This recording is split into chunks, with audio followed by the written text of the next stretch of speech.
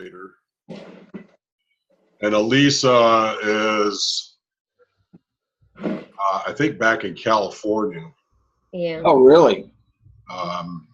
So they weren't able to make it either, and they asked me to record. So Angie, Mike and I think that we did chapter 3 last time. Do you agree? Do you agree with that? I wasn't on. I was paid. Were you able to? Did you work on chapter 3 and? I did. Yep, I'm on chapter 4 now. Okay, I'm good. on chapter 5, but that's okay. So why don't we do some of these review exercises on page 23. All right. And Mike, do you want to start with number 1, and you can read all 4 lines and translate? Well, 4 lines on page 23. Yeah, number 1 is 4 lines there. Oh, I see where you are. Okay. Mi Hamalech, who is the king? Who Hamalech? He is the king. Yeah, it seems like a lot of people are having trouble with these goals. If you look at Melech, see it's the same vowel under both letters, Right. both the mem and the lamed. Right. So it sounds to me like you're saying Malech. Oh, it should be Melech. It's Melech. It's the exact same vowel under each consonant. Okay. And then it would be Mi Melachim, or who are the kings? Except And you left a syllable out. did I? Who? Is it me? Oh, Hamelechim. Yeah, Ha-Melechim. And then now there you were kind of turning that schwa into a segol. So you have to watch that. It's not Ha-Melechim, it's Ha-Melachim. It's a mit, not a meh. Okay? Okay. And then it's Hem. Haim. Melachim. It's Haim. Haim. Melachim. And then Ha-Melachim again. Hamelachim. Haim Hamelachim. They are the kings. Right. Again, you're saying Ha-Melachim. It's Ha-Milachim. Hamelachim. Okay. Oh, all right. It sound. Oh, the vowels there do change Right. when it's plural. Yeah. Okay. Yeah, this is very common. Okay, Angie, number 2. Mia, he. So who is she? Right. Here, Haim. Who is the mother? No. He. What's he? Oh, she is the mother. She is the mother. She is the mother. Mia, Hain. So who are they? Feminine. Right. Hain, Leah, Sarah. So they are Leah and Sarah. Good. Okay, Mike, 3. Yisrael, Israel is a nation or a people. Mm-hmm. Is there a more preferred definition? I mean, translation? No. Or is it both? Okay. No, good. Echad, a nation is one. Then Ha'am, Yisrael, the nation is Israel. And Ha'am Echad, the nation is one. Or the people is one. Yeah, just so you guys know, Am Echad could also just be translated one nation Oh, okay. as well. It can Oh, go, that's right. it All could right. go either way. But when it has a period even? Yeah, I mean, it's kind of a sentence fragment, but Okay. yeah. Okay, Angie, number 4. Okay. Zot bracha. Mhm. This is a blessing. Uh-huh. No. Did you say no? I said yes. Good. Okay, sorry. Zot ha baruch. Zot ha baruch. I'm sorry. Zot ha Torah. There you go. So this is the Torah. Ele ha devarim. These are the words. And again, you're going Ella. It's Ele. Ele. Ele. Okay. Ele. Where's the accent? Ele. Yeah, most Hebrew words, the accent's always on the last syllable, but there are some where that's not the case, and I'm pretty sure that's the case with Ele. I think it's on the first syllable. Okay. So it's Ele, not Ele. Okay. Ele ha Shabbatot. Shabbatot. These are the Sabbaths. Good. Okay, so vocabulary for chapter 4. Are you dying to go outside, Gim, or are you okay? I guess he's okay. He's sitting here next to me. The other one's outside. Okay, our vocabulary. So we have a feminine word, truth, which is a met.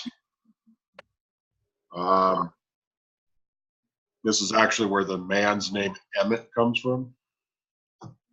Hmm. And now I'm going to chase a rabbit just because that's what I do. So where you hear this at is two principal areas in our liturgy. The one is when the person's up getting an aliyah to the Torah. We talk about the Torat Emet, the Torah of truth. And but if you listen, I've talked about this before. If you listen to Helen, who's used to an Ashkenazi pronunciation, she says Torah's a mess. There's that tav gets pronounced as an S in the Ashkenazi pronunciation. Now we follow Sephardic, which is what is used in Israel today, and it is a met. But I'm just letting you know that. So if you listen to her next time she's up there, you'll hear her say a mess. And don't know if you ever noticed that or not, but she pronounces those prayers differently than most people do. Does it have a different letter ending it? Because this is a tav. No, it's just an Ashkenazi pronunciation. A final tav has become an S. Now, some scholars will say that originally a final tav was a th sound, and you see this. The local Reform shul is Beth Emet, right? But I think they spell it a meth.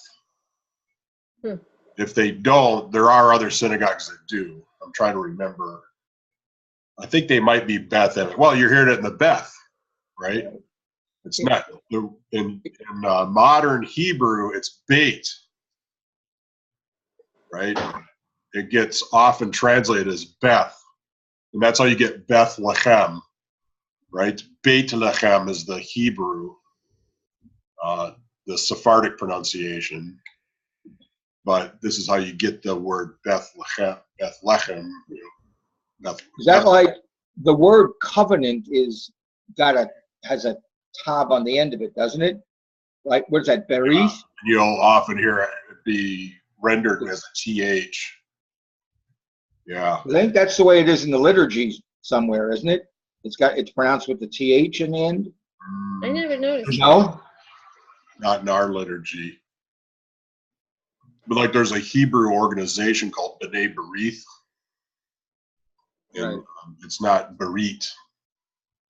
And again, this is like the original pronunciation. Some scholars contend that a final tav had a different pronunciation. It was a th. And it's a disputed thing. I think most academics would accept that as a fact. But in Sephardic pronunciation, it's not, that distinction isn't made. Would it be berit then? Right, to be Berit. And yeah, like we talk about the Brit Chadashah, the new covenant. Okay. But you could see how that TH would kind of morph into an S sound. You know, in Eastern Europe, there was like a transition that happened there. So that's why you're hearing that. So is the Yiddish kind of similar to the Ashkenazi pronunciation? So because Yiddish Jews speak a lot of words differently. Yeah, was that you at the table? We were talking about this last Shabbat.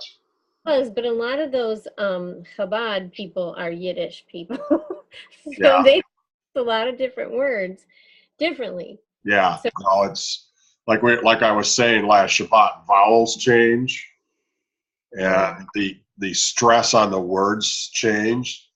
So a Sephardic Jew would say Kohen Gadol, high priest, but you'll often hear Ashkenazi Jews, who are also Yiddish speakers, will say Kohen Gadol. Oh, okay. I mean, it's like the same words, you know, to some extent. So I guess my question was, would they say MS or Emet? No, they'll most likely say MS because they're Ashkenazi. Okay. You gotta go outside, Gim? Huh? I don't want you hurting, buddy. I might have to take a 30-second break and let him out. Sorry.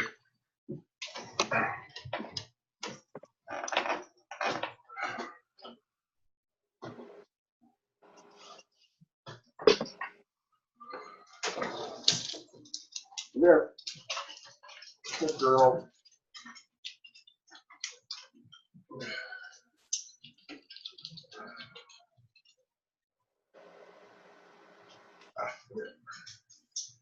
There you go.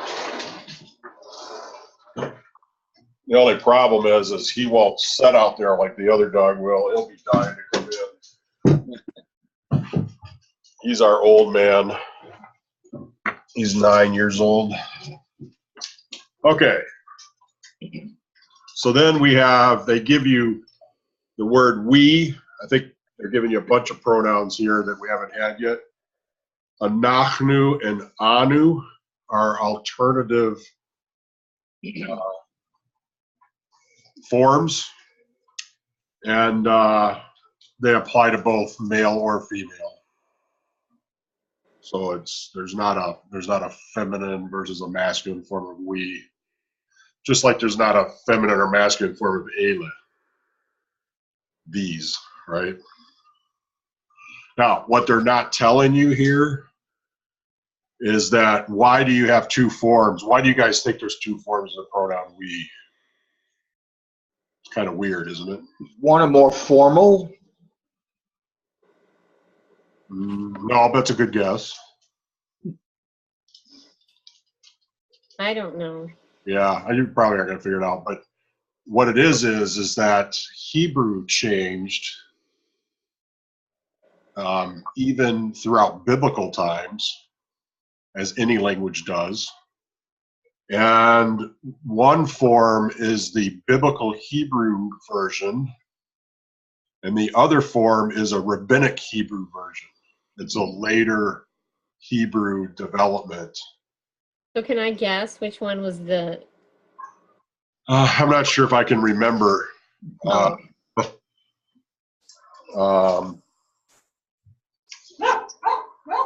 you hear him barking?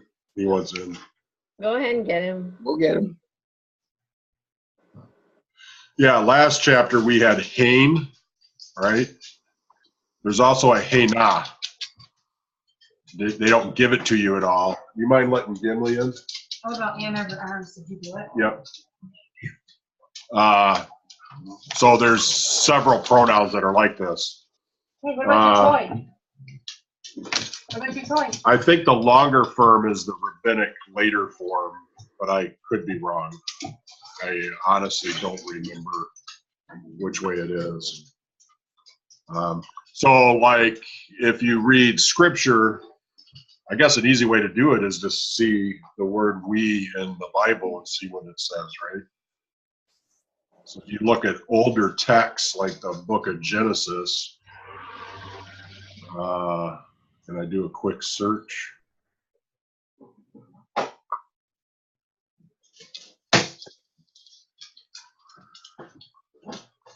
Like in Genesis 3:2, it uses. Oh, yeah, well, that's going to make it harder to look because it's not always a standalone word like they're giving you here. Anyway, we could look it up.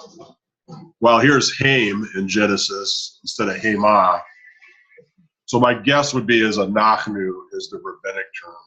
Again, I could be wrong on this. But so if you look at the Bible, you'll see Anu. But if you look at the Mishnah, which is written in rabbinic Hebrew, it'll be a Nachnu.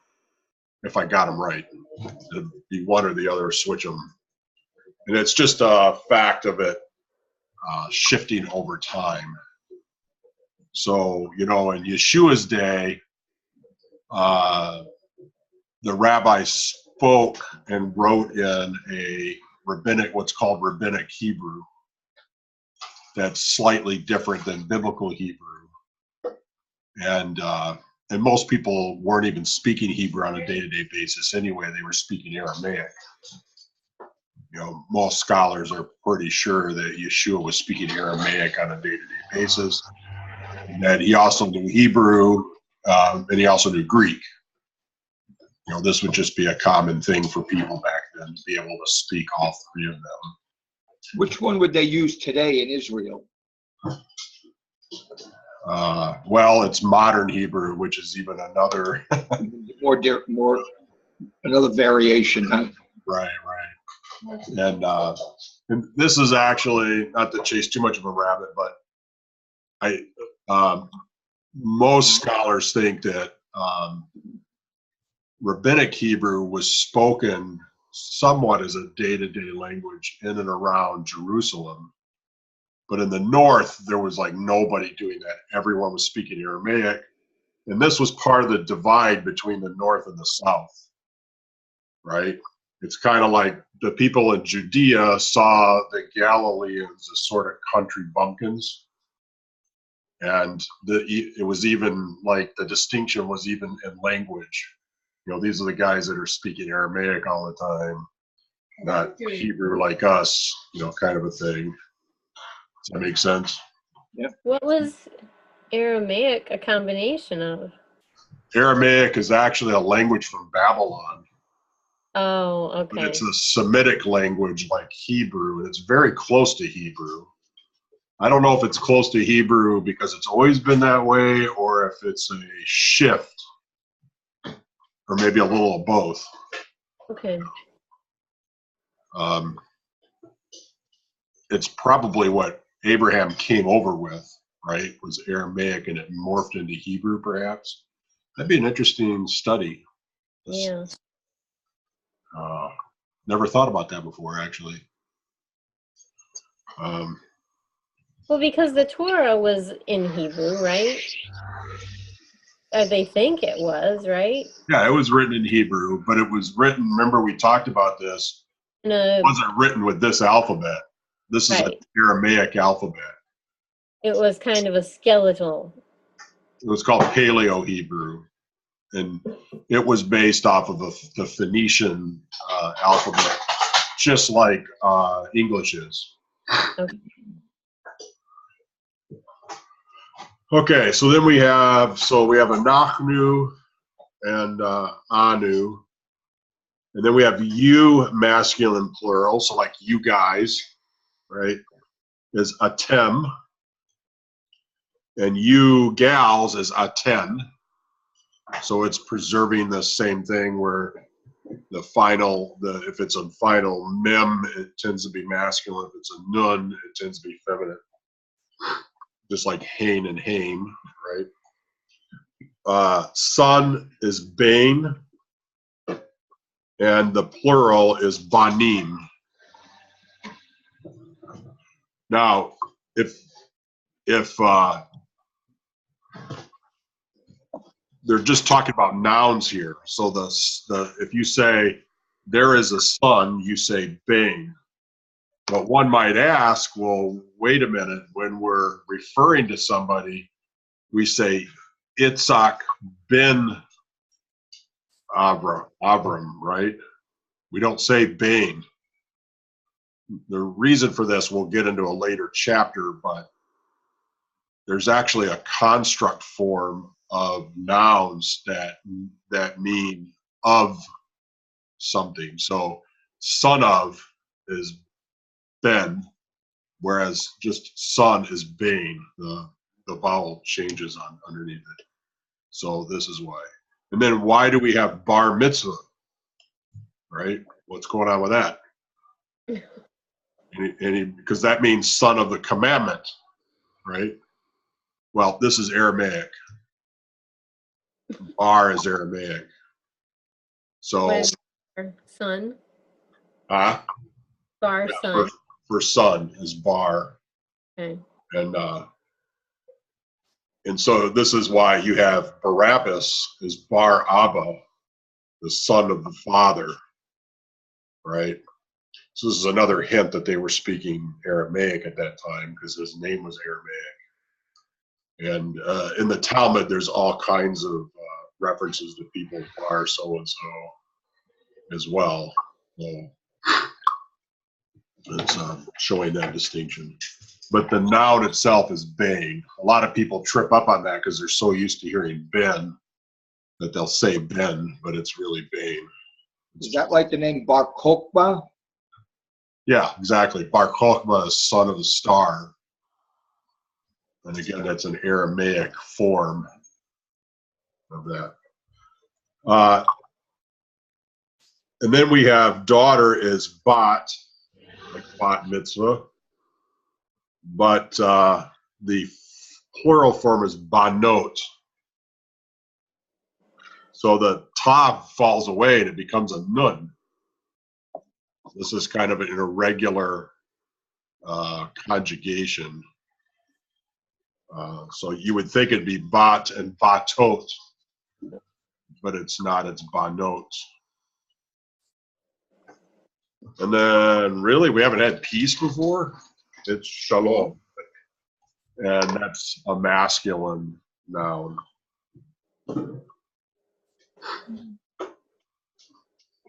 Then it tells you that the plural form banim can also mean sons or children.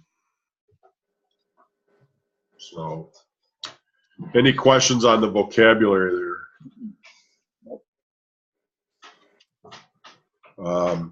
Says the Hebrew words ani, ata, at, hu, and he are all singular pronouns. They each have a corresponding plural form. So they must have given them to us all by now because now they're giving you the full chart. And you can see that chart on the bottom. So we have ani, and then anachnu, ata, atem, at, aten, hu and haim, and he and haim. So if you want a handy dandy chart to memorize your pronouns, it's right there for you to do that. The two forms of we, they're going to talk about it. But they don't tell you why. I did. They didn't. The two Hebrew words, anu and anachnu, both mean we. And they can be used interchangeably, just like ani, they are used for both male and females. You know, I want to say anu is the rabbinic Hebrew version. I need to look that up. I'll look it up and let you guys know. Not sure. Let's see. So it says, we are the daughters, anachnu habanot. We are Abraham and Moses, anachnu Abraham u'Moshe. We are Sarah and Leah, anu Sarah v'Leah. We are the kings, anu hamelachim. Pretty straightforward, isn't it? Yeah. Aten and atem, the plural form aten, you, is used when addressing two or more females. Like the word hain, it is used only when everyone is female. You go to the atem if it's a mixed company. And so we've got aten ha banot, you are the daughters. And then you've got atem ha avot, you are the fathers.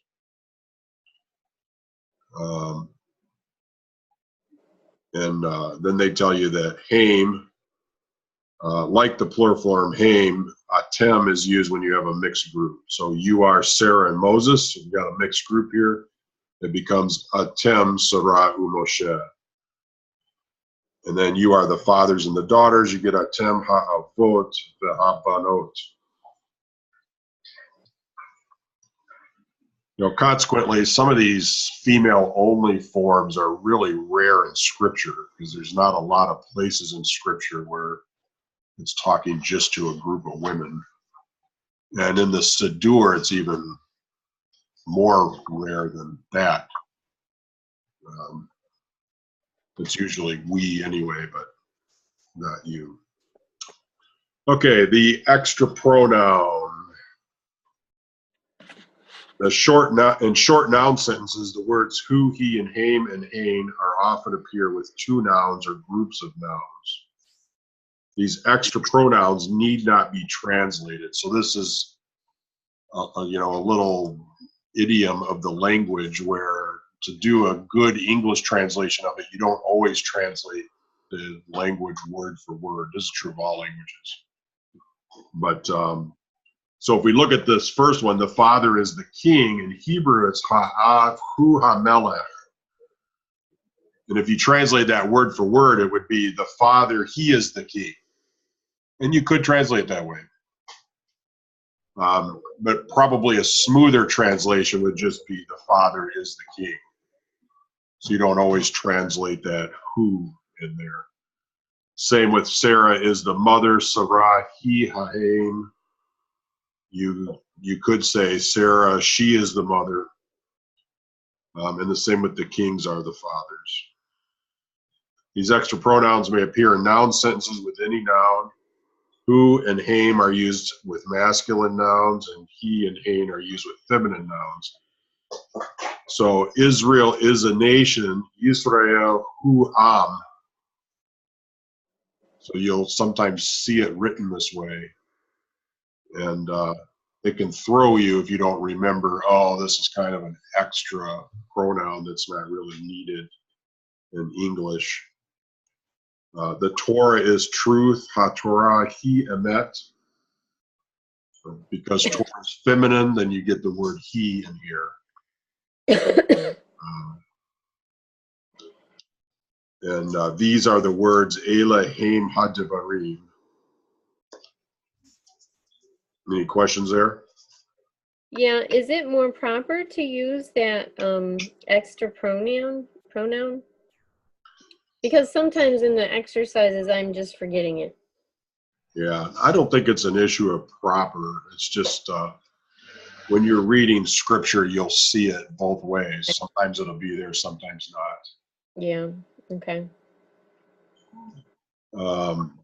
Sometimes the word who is used after the pronoun ata in short noun sentences. This who also does not need to be translated. So you are the king. is Atahu HaMelech, and you are the father, Atahu Ha'av.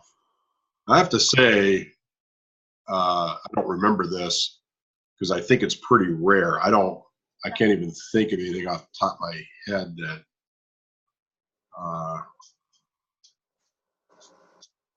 I can't think of anywhere off the top of my head that I've encountered this before, but it must happen. They're talking about it. So again, you'd be tempted to say, he is the king. What? That's throwing me. In Hebrew, feminine plural nouns like aten and hein are very rare and do not appear at all in the Siddur. In this book, we will introduce these forms along with more common forms so you can see the complete structure of the language. And I'm glad they're doing it too, just from the perspective is, yes, we're studying prayer book Hebrew, but it'd be good to have these for reading scripture as well. All right. You guys want to do a few exercises? Sure. Translate the following noun sentences into English. Mike, you want to do number 1? Ani ha'av. I am the father. I am the father. And just bounce back and forth since there's 2 of you. Sorry, I was looking for a charger. Mine's gonna die. Okay, I'll do number 2. Don't die. I know. I've got 10%, I think. Anachnu ha'avot. Mm-hmm. We are the fathers. Do you want to get a charger? Yeah. Get a charger? Yeah, it's somewhere. I'll be right back. We'll make Mike do a few while you're gone. Okay. Okay. Ata melech, you are a king. Number 4. All right.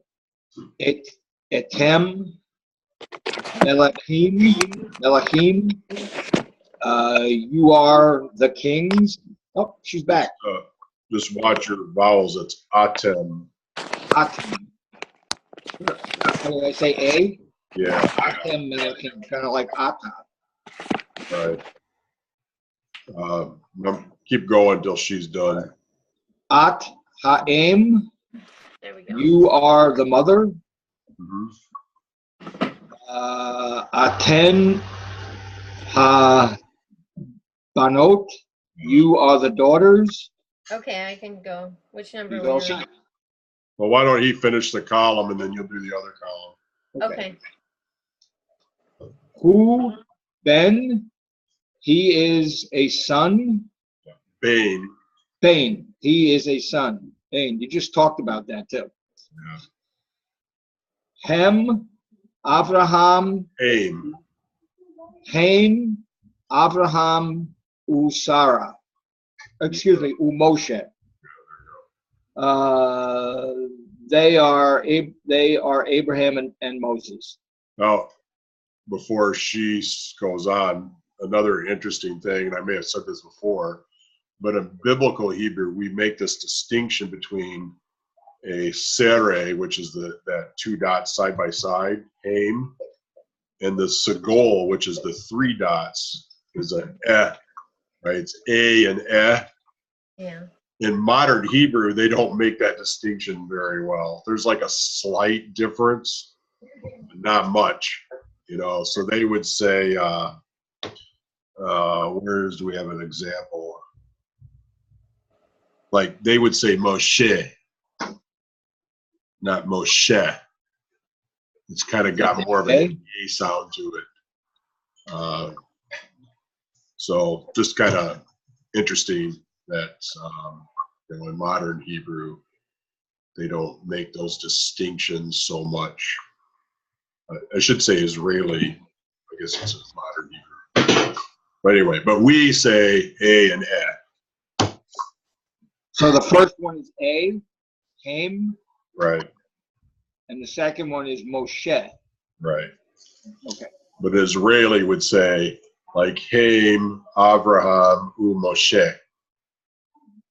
It kind of sounds like they're saying an A sound there. Okay, Angie, the second column is yours. He, I'm sorry. He bat. She is a daughter. Mhm. Cain, Leah, Sarah. Mhm. They are Leah and Sarah. Ze Ha'av. Ze Ha'av. Ze Ele. Ele. Ele. Ha Benot. This is the father, and these are the daughters. Right. Ele Ha Benot, Benim, Banim. Banim. These are the sons.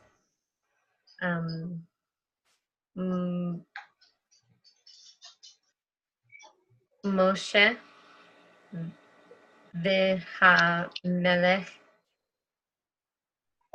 came Avot. Moses and the king, their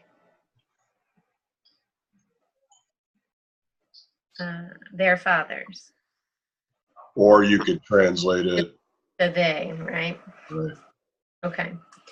Ha Torah He Emet. The Torah, she is true. Or the Torah is true. Truth.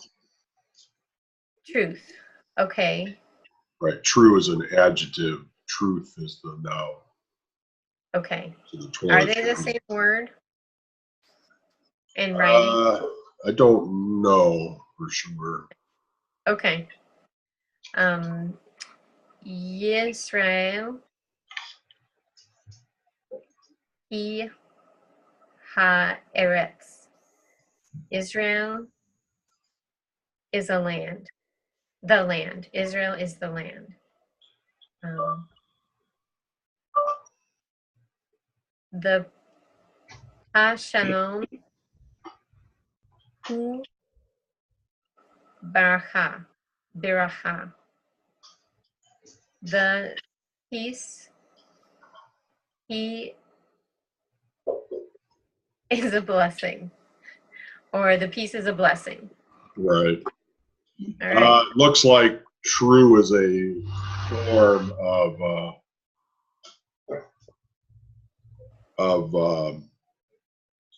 emet, so it is different. Here, Google Translate is saying that in modern Hebrew, it's a mati is true, which Okay. is just a form of emet. Okay. So emet would be truth and amati would be true. Right. Okay. It says real, true, genuine, sincere. So anyway, for modern Hebrew anyway. Okay. And they actually say another word is nachon, which I heard a lot when I was over in Israel. I think it's kind of used like as okay. But here it says right, correct, true, proper. So, somebody a waiter would ask, do you want iced tea? And the person would be like, nachon. And so it's kind of like, yes, you're correct. Okay, I guess. Anyway. Okay, good job, guys. You guys are pros here. Just got to watch your vowels. Change the singular version to plural. So they give you an example. Ata melech becomes atem melachim. So Mike, you want to try number 1? Okay. Hu Av, he is a father. You might have to change more than one word. Oh, I'm sorry. I forgot to do the other part. All right. Hem Avaot. Avot. Avot. Uh, they are fathers. Good. Angie? Anu, no. Ani, Ben,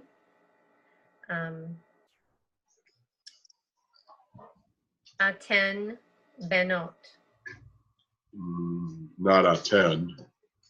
What's the plural of ani? I. Oh, the plural of I? That would mean more than one person. So Yeah, it would be what's you plural, wouldn't it? huh? Oh, Hain, No, what's the plural form of I? Aten. No, that's you. I don't know. What is the Well, it's plural? first person plural. It's not I'm going to the store, but all of We. us. Okay, we. We. So what's we in Hebrew? So that's number 2. So Anu, Benot.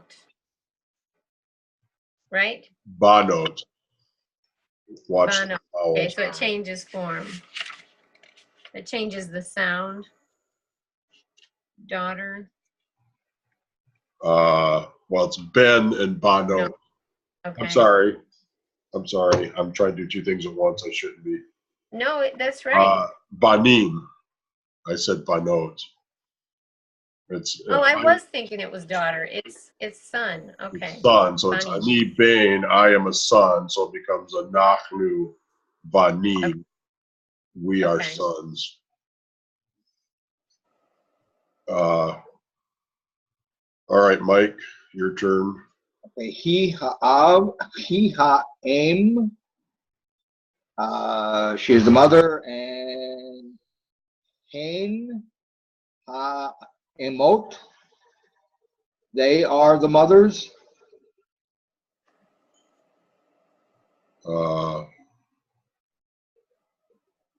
I don't say that again.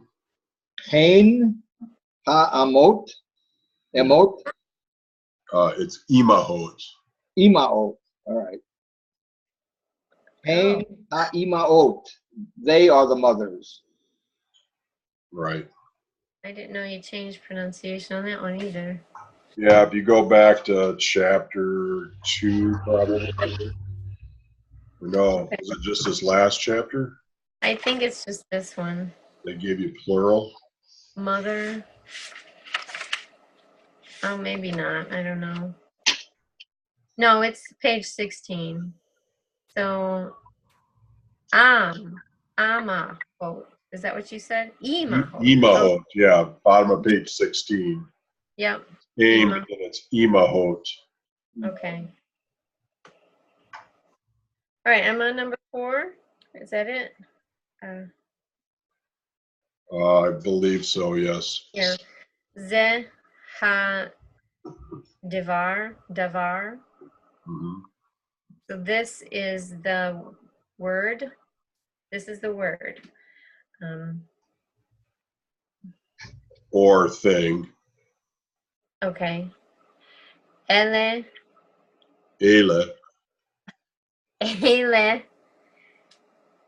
ha divarim. These are the words. Good. Zot haaretz. To ile ha aretz ot aretzot Aratzot. aratzot. This is another one where the vowel changes. So you got Aretz, but it comes Aratzot. So it's So it's not a ra, it's a ra. aretzot Yeah. aratzot. Okay, Angie, number 6. Ata melech ve'ata av. You are the king and you are the father. A father. You are a father. You are a king and you are a father. Mhm. Atem melechim ve'atem avot. Good. Man, you guys are cranking. All right. Let's see here. How much time we got left? Not much. Probably crank through that last section, that last one, or do a different one. Yeah, I'm looking here to see. Why don't we try a few of number 5, translating into Hebrew? All right. So, Mike, number 1. Ani Moshe me ata. Oh, me at. Good. Very good. Ani Leah. Ani Bat. Mm-hmm. Ve'ani Av. Aim. Good.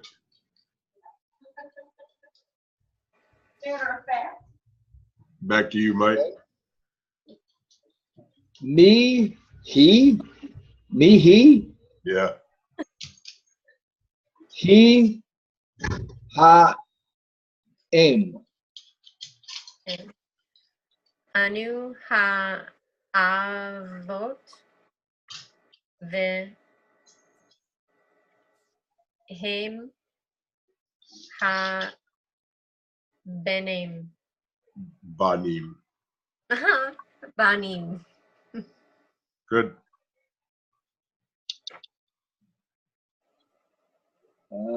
Geez, I'm not really sure whether that's a feminine or is truth a feminine or masculine. Is it a feminine or masculine? I don't remember. Feminine. It's feminine. Okay. Zot ha emet. Mm-hmm. Ata ha melachim vehem ha avot. All right. Good job, guys. All right. So, on top of page 29, this is from the Aleinu. This is the prayer that's recited at the end of the service. And again, the Aleinu, if you remember me talking about this, if you were in the Siddur class, the Siddur is structured that the main theme of the Siddur is redemption.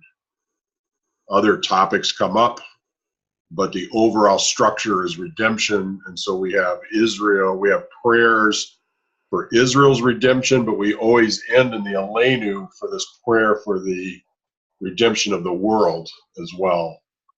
And this is really the focus of Aleinu. And this, incidentally, is where we as Messianic Jews insert that Philippians passage talking about Yeshua bringing redemption to the world. That's very specifically inserted into this Aleinu section, where it's very fitting that he's the one who not only brings redemption to Israel, but to the whole world. Does that make sense? And so what they give you here is we, in the Aleinu, we say, Anachnu korim umishtachavim umodim. And we bow when we say this. And then we come up on Lifnei Melech. So Anachnu is this word we just gave you, we, and then bow. This is actually, well, it just means to bow. Umishtachavim, and worship. And modim, umodim is give thanks. Or it can really, modeh can actually mean not only thanks, but like acknowledge, like confess. So like if we say, I'm acknowledging that you are King God, or something like that, that can be a modeh as well. So that, so when you see that oo in front of worship and give thanks, it's almost like we. The oo, does the oo represent kind of a we? So like Kind of a we what? worship, we give thanks. Because No, when I no. Remember, "oo" is "and" in front of some letters. okay, So it's we bow and worship and give thanks. okay, it's an and in front of those. Okay. Yeah. The mem is one of those where it changes to an "oo." Um, so, yeah, so that's, Yeah, it says right underneath it. I guess that's, I was just trying to think if there's anything else I wanted to say, but I don't think so. Oh, that's what I was trying to think of. Because on the bottom it says from Ein Kelohenu, it says our Lord. So when it ends in an oo, it kind of means our. Does that always Yes, our? yes, it's new. It's the nun as well, the New new. is the whole thing. Okay. We'll get this in a coming up chapter, but Okay. you can make, in Hebrew, nouns can get endings that indicate possession, Yeah, okay. That's what I noticed. right? So there's no our here. So if you look at this, it says Atahu Eloheinu, Atahu Adonenu. So it's you, Ata, they have that. Then here you got the who. So this is this extra pronoun that's not needed. Frankly, I've never thought about it before. Maybe that's why. Eloheinu this is Elohim, but it's now got the possessive our on the end. So in Hebrew, you don't say our Elohim, the ending changes. It Okay. becomes Eloheinu. And then you've got Atahu Adonenu. This is Adon, which means Lord. And then it becomes Adonenu to mean our Lord. And then Atahu Malkenu. Malkenu this is Melech with the our ending on it. And notice the vowels are sometimes changing here, Yeah. right? So it didn't change in Elohim, except it became Elohe. So I guess it did change there. But Malkenu, not just Melech. It's not like Melechnu. It's Malkenu. Atahu Moshienu. You are he. So as Savior, and again, it's got this new ending on the end. And the reason that this happens, I'm pretty sure, I've been listening to this podcast about the history of the English language for a couple of years now, and he gets into a lot of linguistics. And it's how speech evolves because things are easier to say. You know, if you think about it, Melechnu is kind of hard to say. Malkenu kind of flows a little bit better. This is probably how it developed that way. So we can curse people for being lazy if this happens. This actually happened with the English language, a lot of words as well. This is my favorite song. Do you like this is my song? favorite song on Sabbath. Yeah. Well, what does that mean? Ein Kelohenu. That means there is none like our God. So did they give you the actual? They didn't. No, they Give you didn't the give me They that. give us the beginning of it. So Ain means there is no, and then the K means like. So this is a prefix now. You can I add got prefixes onto words, and then you've got Eloheinu, which is our God. Okay. So there is none like our God. Wow. Okay. That was a new word.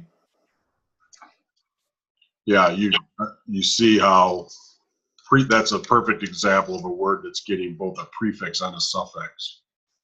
So on the top it says Lenu. So is it Anu is one of the words? Or is it different? That's different. Okay. This is actually the word all, which is a preposition. I don't know if we've had that yet or not. No. All means upon. And the Israeli airline is called El Al.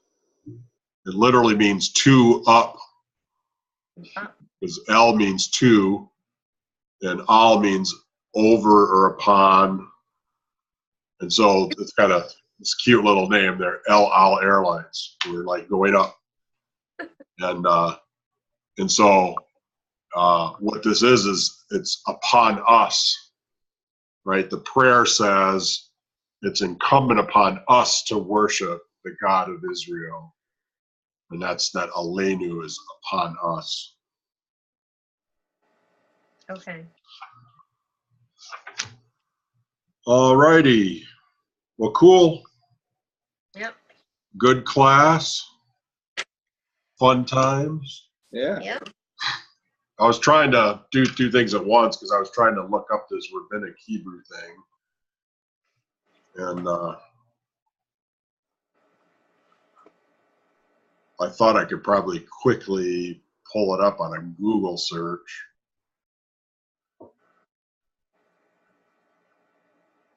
But not having much success.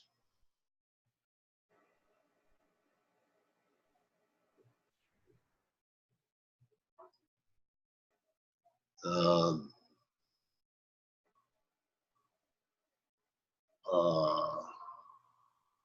it says Anochi is biblical Hebrew.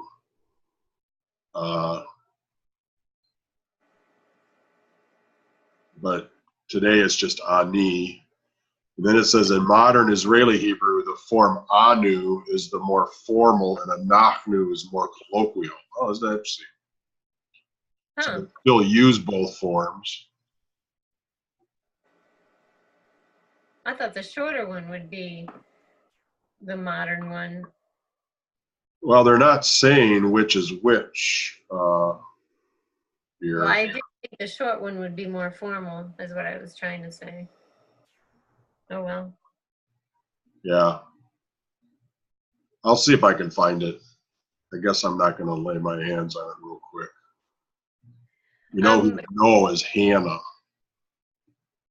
Where's a daughter when you need her? Samuel. I paid all these education dollars. I need to use it. Are we having class next week? Let's see here.